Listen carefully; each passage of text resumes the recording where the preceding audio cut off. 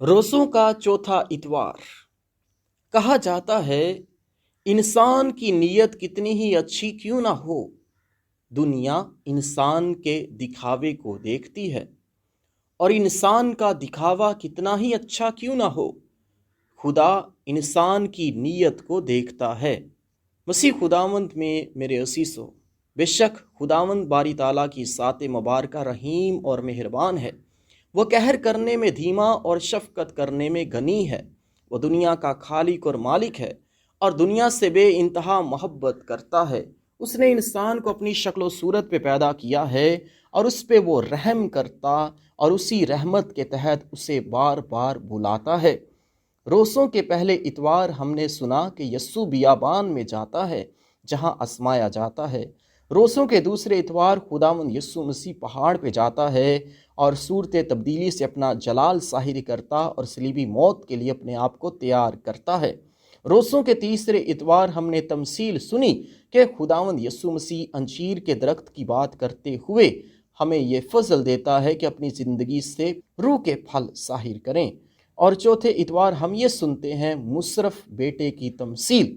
इस तमसील को मुख्तलिफ नामों से पुकारा जाता है। नंबर 1 मुशर्रफ बेटे की तमसील, और नंबर 2 मुशर्रफ बाप की तमसील, नंबर 3 रहीम बाप की तमसील, और चौथा बाप और खोए हुए दो बेटों की तमसील। टॉम राइट एक मसीही स्कॉलर है जो इसी तमसील को एक और नए अंदाज से बयां करता है और उसे कहता है द रनिंग फादर, यानी दौड़ने वाला बाप की तमसील कहकर पुकारता है। बेशक रोज़ों के अयाम जो हैं हम सबको फजल देते हैं कि हम तौबा और तब्दीली से मसीह में फिर से होकर ज़िंदगी गुजारें। इंसान होते हुए अगर हम खुदा से दूर चले जाते हैं तो रोज़ों के अयाम जो हैं हम सबको फजल देते हैं, इतराफ़ का सक्रामेंट हासिल करने का फजल देते हैं और खुदावंत में होकर ज़िंदगी गुजारने की बरकत अता करते हैं। यूनानी ज़ुबान में तौबा और तब्दीली के लिए जो लफ्ज़ इस्तेमाल होता है वो मेटानोया है, जिसका मतलब है ट्रांसफॉर्मेशन ऑफ कॉन्शियंस। इसी को ज़मीर की तजदीद कहा जाता है, इसी को दिल का बदलना कहा जाता है, इसी को सोचने का नया अंदाज कहा जाता है, ज़िंदगी को मुस्बत गुजारने का कहा जाता है। इसी में इंसान की इक़दार को अपनाया जाता है। यूनानी के अलावा इसे अबरानी ज़ुबान में शव कहा जाता है, जिसका मतलब है टू रिटर्न, यानी वापस आना। पाकमा कैथोलिक कलीसिया में इसी को catechism of the Catholic church उसके नंबर 1431 में बातनी पशेमानी के तौर पर बयां किया गया है। और बातनी पशेमानी गहरे तौर पर पूरी ज़िंदगी का रुख तब्दील करने का नाम है। अपने पूरे दिल से खुदा की तरफ रागिब होना, बदी का खात्मा करना, बदी से किनारा कशी करना और सजद होने वाली बदईमानियों से नफ़रत करना है और खुदा की रहमतों की उम्मीद रखना और फजल की मदद पर भरोसा रखना है, जिसे अबाई कलीसिया में रूह का करब और दिल की पशेमानी कहा गया है। रूह का करब जिसे अंग्रेज़ी ज़ुबान में अफ्लिक्शन ऑफ स्पिरिट कहा गया है और इसे लातीनी ज़ुबान में आनिमी क्रूचियातुस कहा जाता है। और दिल की पशेमानी जिसे अंग्रेज़ी में रिपेंटेंस ऑफ हार्ट और लातीनी में कंपुन्सियो कॉर्डिस कहा जाता है। मसीह खुदावंद में मेरे असीसो, इसी दिल की तब्दीली को यानी मेटानोया को मुकद्दस पौलुस रसूल फिलिपियों के नाम खत उसके दूसरे बाब उसकी 5वीं आयत मुबारका में यूं बयां करता है कि बस तुम्हारा मिजाज वही हो जो मसीह खुदावंद का था, यानी यस्सु का मिजाज, उसके जज्बात, उसका जहन, उसका ईमान, उसका करदार हमारी ज़िंदगी में आ जाए। और यही असल तब्दीली है, यही खुदा में होकर ज़िंदगी गुजारना है। आज की तमसील की बात करें, आज की तमसील में 2 बेटे और 1 बाप है और इसके साथ साथ मैं चौथा करदार भी आपके सामने रखना चाहता हूँ जो एक गुलाम का था और नौकर का था। बस छोटे बेटे के करदार को देखें। وہ اپنے باپ سے اپنا حصہ مانگتا ہے، اپنی وراثت کا حصہ مانگتا ہے، یعنی باپ کے اختیار سے انکاری ہے۔ مختلف کلچرز میں دیکھا جائے کہ باپ کی وفات کے بعد جائیداد کا بٹوارا ہوتا ہے، لیکن وہ شخص جو ہے اپنے باپ کے زندہ ہوتے ہوئے بھی جائیداد کا بٹوارا کروانا چاہتا ہے، یعنی اپنے باپ کے اختیار کو نہیں ماننا چاہتا اور اپنی زندگی اپنی مرضی کے مطابق گزارنا چاہتا ہے، اور دوسرا کہ وہ اپنے باپ کے بڑھاپے میں اسے چھوڑ دیتا ہے، بس وہ اپنا مال جو ہے کسبیوں اور عباشی میں گزار دیتا ہے۔ وہ اپنے باپ کو چھوڑ کر، اپنے گھر کو چھوڑ کر چلا جاتا ہے، اور پھر کیا ہوتا ہے؟ کال پڑتا ہے، ساری جائیداد اڑا دیتا ہے، اور پھر جو ہے وہ سور چراتا ہے۔ موسوی شریعت میں دیکھا جائے کہ سور ناپاک جانور ہے۔ تثنیہ شرح اس کے 14ویں باب میں بیان ہے کہ سور کو چھونے سے ہی انسان ناپاک ہو جاتا ہے، اور یہودیوں کے لیے یہ بہت بڑی بے عزتی کا باعث ہے کہ کوئی یہودی جو ہے وہ سور چرائے، اور وہ پھلیاں جو وہ کھاتا تھا اس کو خرنوب کی پھلیاں کہا جاتا ہے۔ ان میں میٹھا رس ہوتا ہے جو غذائیت سے بھرپور ہوتا ہے۔ غریب لوگ خوراک کے طور پر اسے کھاتے تھے، اور جانوروں کو بھی ابھی بھی ڈالتے ہیں۔ بس وہ شخص جو ہے وہ ہوش میں آتا ہے، اور ہوش میں آ کر بہت ہی خوبصورت الفاظ کہتا ہے، اور وہ یہ ہے کہ اے باپ، میں نے آسمان کا اور تیری نظر میں گناہ کیا ہے، اور اس لائق نہیں کہ تیرا بیٹا کہلاؤں۔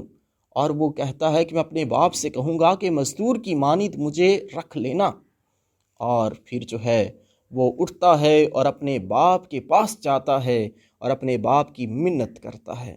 بس جب وہ دور ہی تھا تو اس کے باپ نے دیکھا اور دوڑا ہوا اس کے پاس آیا اور اسے مکررن چوما۔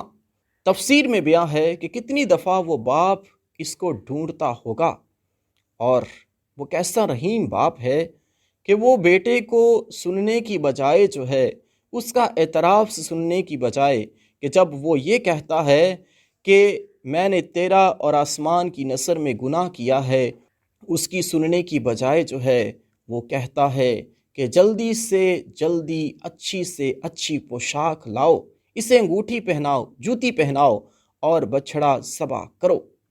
بس اچھی سے اچھی پوشاک پہنانا اس کو خوش آمدید کہنا ہے۔ جیسے مختلف کلچرز میں ہم دیکھتے ہیں کہ پنجابی کلچر میں، سندھی کلچر میں، بلوچی کلچر میں چادر پہنائی جاتی ہے، سندھی اجرک پہنائی جاتی ہے، کلا پہنایا جاتا ہے، پگڑی رکھی جاتی ہے، اور اس طرح جو ہے وہ شخص کو خوش آمدید کہا جاتا ہے۔ بس یہاں پہ بھی ہم دیکھتے ہیں کہ اچھی سے اچھی پوشاک پہنانا قبولیت اور خوش آمدید کہنے کی علامت ہے، انگوٹھی پہنانا اختیار کی علامت ہے، جوتی پہنانا قبولیت کی علامت ہے، اور بچھڑا کا ذبح کیا جانا خوشی اور ضیافت کی علامت ہے۔ اور وہ باپ کہتا ہے کہ میرا یہ بیٹا جو مردہ تھا زندہ ہو گیا ہے، کھو گیا تھا اب ملا ہے۔ اس کے برعکس ہم دیکھیں کہ بڑا بیٹا کیا کرتا ہے، وہ کھیت سے آتا ہے اور غلام سے پوچھتا ہے، اور غلام جو ہے وہ کہتا ہے کہ تیرا بھائی واپس آیا ہے اور تیرے باپ نے پلا ہوا بچھڑا ذبح کیا ہے۔ اور بیٹا کیا کہتا ہے؟ بیٹا اپنے باپ سے کہتا ہے کہ اتنے برسوں سے میں نے تیری خدمت کی اور تو نے مجھے بکری کا ایک بچہ بھی نہ دیا کہ اپنے دوستوں کے ساتھ خوشی مناتا۔ اور باپ کا جواب ہوتا ہے، بیٹا جو میرا ہے وہ سب تیرا ہی ہے، تیرا بھائی آیا ہے، جو مر گیا تھا اب زندہ ہو گیا ہے، جو کھو گیا تھا اب ملا ہے۔ بس وہ بیٹا جو ہے وہ اپنے بھائی کو نہیں بلکہ وہ اس کے گناہوں کو یاد کرتا ہے کہ اس نے مال کسبیوں کو اڑا دیا ہے، یعنی مال سے، دولت سے پیار کرنے والا ہے۔ وہ اپنی حسد کو سامنے رکھتا ہے، اپنی نفرت کو سامنے رکھتا ہے، اپنی انا پرستی کو سامنے رکھتا ہے، اپنے غرور اور گمنڈ کو سامنے رکھتے ہوئے وہ گھر کے اندر داخل نہیں ہوتا۔ فریسیوں کی اور فقیوں کی وہ بات یاد کریں جب لوکا اس کا 15 باب اس کی 2 آیت مبارکہ میں بیان ہے کہ یہ گنہگاروں سے ملتا اور ان کے ساتھ کھانا کھاتا ہے۔ بس باپ خود ہی وہ اس بیٹے کے پاس باہر آتا ہے اور بیٹے سے کہتا ہے کہ جو کچھ میرا ہے وہ تیرا ہے، خوشی منانا واجب ہے کیونکہ تیرا یہ بھائی مردہ تھا اب زندہ ہو گیا ہے، کھو گیا تھا اب ملا ہے۔ پس وہ باپ جو ہے وہ خاندان کو متحد کرتا ہے، وہ باپ اپنے آپ کو حلیم اور فروتن کرتا ہے، وہ باپ اپنے بیٹوں کے سامنے جو ہے وہ اپنی انا اور بڑا پن نہیں رکھتا بلکہ ان کو متحد کرنے کے لیے تگ و دو کرتا ہے۔ اس کے ساتھ ہی چوتھا کردار اس غلام کا ہے جو کہتا ہے کہ تیرا بھائی آیا ہے کہ پلا ہوا بچھڑا ذبح کیا گیا ہے۔ بس زخم پہ نمک لگانے والی بات ہے، اس کو معلوم ہے کہ یہ مال و دولت کو پسند کرنے والا ہے اور وہ کہتا ہے کہ پلا ہوا بچھڑا ذبح کیا گیا۔ مسیح خداوند میں میرے عزیزو، ہمیں اپنے اپنے کردار کو دیکھنے کی ضرورت ہے کہ بڑے بیٹے کا کیسا کردار ہے، چھوٹے بیٹے کا کیسا کردار ہے، باپ کا کیسا کردار ہے، اور اس نوکر اور غلام کا کیسا کردار ہے، اور خدا سے فضل حاصل کریں کہ یہ روزوں کے ایام ہم سب کے لیے نعمتوں اور برکتوں اور خدا کے فضائل والے ایام بنے، اسی مسیح ہمارے خداوند کے وسیلہ سے، آمین۔